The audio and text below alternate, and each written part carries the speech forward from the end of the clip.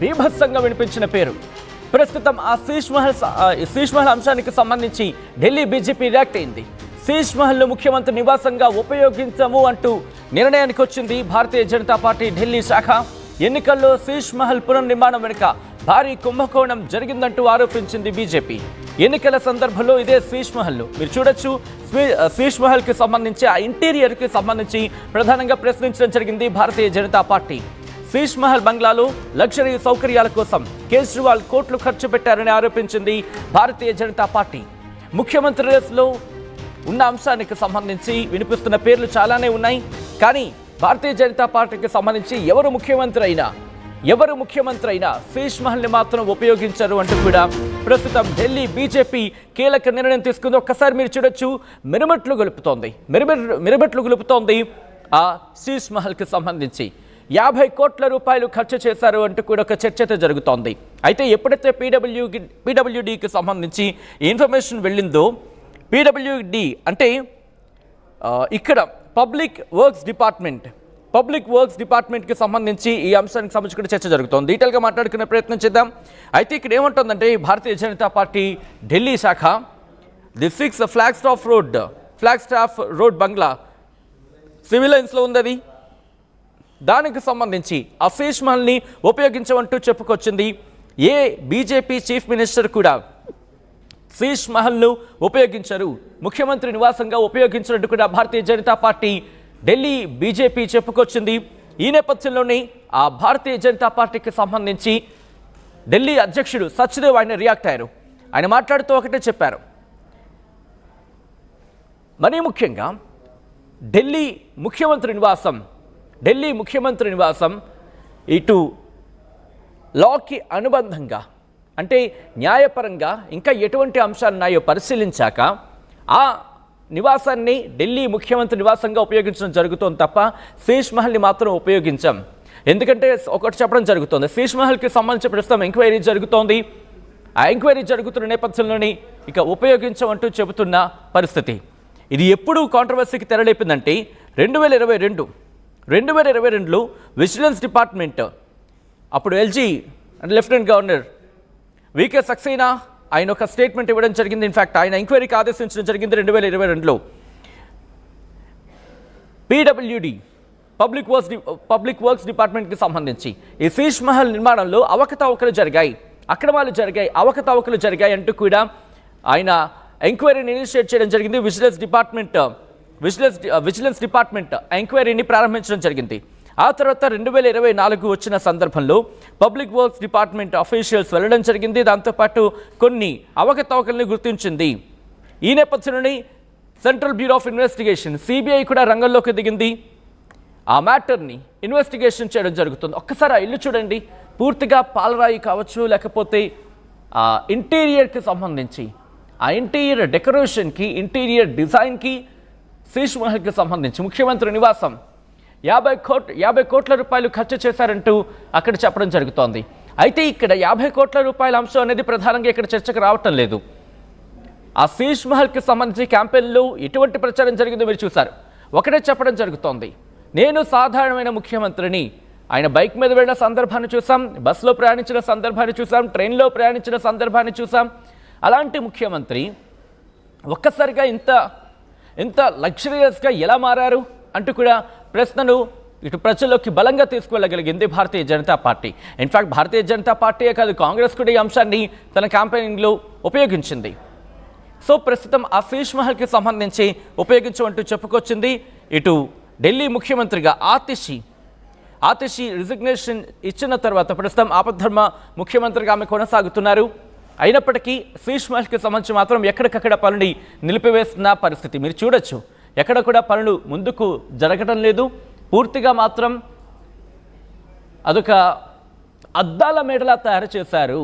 అదొక అద్దాల మేడ అంటూ కూడా భారతీయ జనతా పార్టీ తన ప్రచారాస్త్రంగా ముందుకు తీసుకువెళ్ళగలిగింది.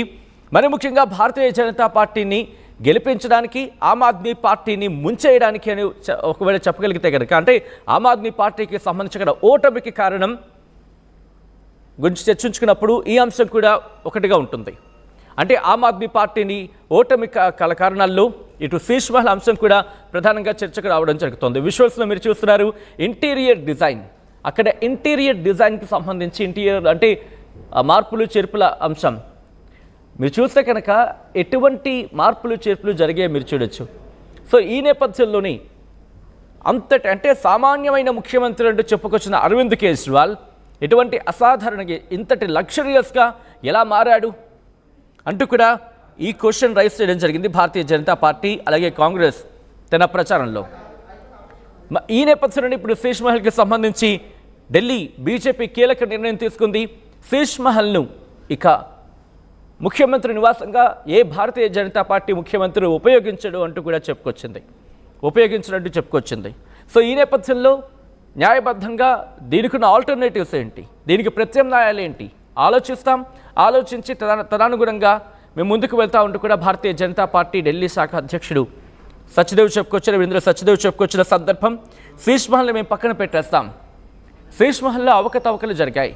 ఆ అద్దాల మేడను అడ్డం పెట్టుకొని భారీగా అవకతవకలకు పాల్పడ్డారు అంటూ కూడా భారతీయ జనతా పార్టీ ఆరోపించింది. ప్రచారంలో విస్తృతంగా ప్రజలకు తీసుకెళ్లగలిగింది, బలంగా తీసుకెళ్లగలిగింది. దాంతోపాటు అనేక అంశాలు ఉన్నాయి. కోర్స్ భారతీయ జనతా పార్టీ కొన్ని కీలక అంశాలకు సంబంధించి అంటే ఢిల్లీ లిక్కర్ స్కామ్ కావచ్చు, దాంతోపాటు శీష్ మహల్ వ్యవహారం అంటూ కావచ్చు, యమునా నది విషయం అంటూ కావచ్చు, అంటే యమునా నది ప్రక్షాళన అంటూ ఆ విషయాన్ని కావచ్చు, దాంతోపాటు అక్కడ ప్రజలకు సంబంధించి నీటి కష్టాలు, నీటి ఎద్దడి అంశాన్ని కూడా ప్రస్తావించడం జరుగుతోంది. దాంతోపాటు అనేక కారణాలు, కానీ ఒక 4-5 కారణాలుగా మాట్లాడుకునే ప్రయత్నం చేసినప్పుడు మాత్రం శీష్ మహల్ అంశం ప్రధానంగా ప్రస్తావనకు రావడం జరుగుతోంది. ఆ శీష్ మహల్ వ్యవహారమే ఇటు కొంప ముంచిందా అంటూ కూడా చర్చ జరుగుతోంది. ఆమ్ ఆద్మీ పార్టీకి సంబంధించి శీష్ మహల్ వ్యవహారం సాధారణంగా అయితే కనుక అంతగా బలం చేకూరకపోతున్నాం ప్రచారంలో. కానీ సాధారణ ముఖ్యమంత్రి నేను అంటూ చెప్పుకొచ్చిన కేజ్రీవాల్ దాంతోపాటు ఆయన ట్రైన్లో ప్రయాణించిన సందర్భం, బస్సులో అంటూ మాట్లాడుకున్నారు. ఇన్ఫాక్ట్ బైక్ మీద వెళ్ళిన సందర్భం, సాధారణ ముఖ్యమంత్రిని, సాధారణ ప్రజలతో మమేకమైపోతాను. మరి ముఖ్యంగా కొన్ని సందర్భాలు మీకు గుర్తుంటుండే కనుక ఆయన ముందు 2 టర్మ్లలో, మరి ముఖ్యంగా మొదటి టర్మ్లో ఆయనకి సెక్యూరిటీ కూడా పెద్దగా పట్టించుకున్న దాఖలాలు లేవు ఆయనది. అటువంటి ముఖ్యమంత్రి అంటూ చెప్పుకొచ్చాడు. అంటే ఎక్కడా కూడా నాకు లగ్జరీ కాదు, సాధారణమైన ఇంట్లో ఉంటాను, ఒక సాధారణమైన పౌరుని నేను, మీతో పాటు మీలోనే మీ నుంచి వచ్చిన వాడినే నేను. అందుకే ఆమ్ ఆద్మీ పార్టీ అంటే సామాన్యుడి పార్టీ అంటూ ఆ పార్టీ పేరు పెట్టుకున్నాడు. చీపురుని పట్టుకున్నాడు తన గుర్తుగాను. అంటే అవినీతిని ఊడ్చి పారేస్తాను అంటూ కూడా చీపురు పట్టుకున్నాడు. కానీ అదే చీపురు ఇప్పుడు పక్కకి వెళ్ళిపోయింది. అదే అవినీతి ఇప్పుడు శీష్ మహల్గా మారింది అంటూ కూడా భారతీయ జనతా పార్టీ తన ప్రచారంలో బలంగా ప్రజలకు తీసుకువెళ్ళింది. భారీ స్థాయిలో అవకతవకలు జరిగాయి. 50 కోట్ల రూపాయల. మరి ముఖ్యంగా సాధారణ ముఖ్యమంత్రి అనే చెప్పుకున్న వ్యక్తి ఇటువంటి అసాధారణంగా ఒక అద్దాల మేడగా మార్చేసుకున్నాడు అంటూ కూడా ఇటు బలంగా ప్రచారంలోకి తీసుకువెళ్ళగలిగింది. అయితే ఇక్కడ ఒకటే చెప్పడం జరుగుతుంది భారతీయ జనతా పార్టీ, ప్రస్తుతం మేము ఆ శీష్ మహల్ని, ఆ అద్దాల మేడను వినియోగించము, వాడము, ఉపయోగించము. మేమే కాదు, భారతీయ జనతా పార్టీ ఏ ముఖ్యమంత్రి కూడా ఇటు అరవింద్ కేజ్రీవాల్ శీష్ మహల్ అంటే అరవింద్ కేజ్రీవాల్ ముఖ్యమంత్రిగా ఉన్న టైంలో నిర్మించుకున్న ఆ అద్దాల మేడను, ఆ శీష్ మహల్ను ఉపయోగించడం అంటూ కూడా ఇటు భారతీయ జనతా పార్టీ ఢిల్లీ శాఖ అధ్యక్షుడు వీరేంద్ర సచ్దేవ్ చెప్పడం ప్రస్తుతం సంచలనంగా మారింది. మరేం చేయబోతున్నారు అనేది ఇప్పుడు ఆసక్తికరంగా మారింది. ఎందుకంటే మీరు చూస్తే కనుక 1 కాదు 2 కాదు, ఏకంగా 30-40 కోట్లు, 50 కోట్ల అనేది ఒక చర్చ జరుగుతుంది. 30 కోట్ల, 40 కోట్ల, 50 కోట్ల అనేది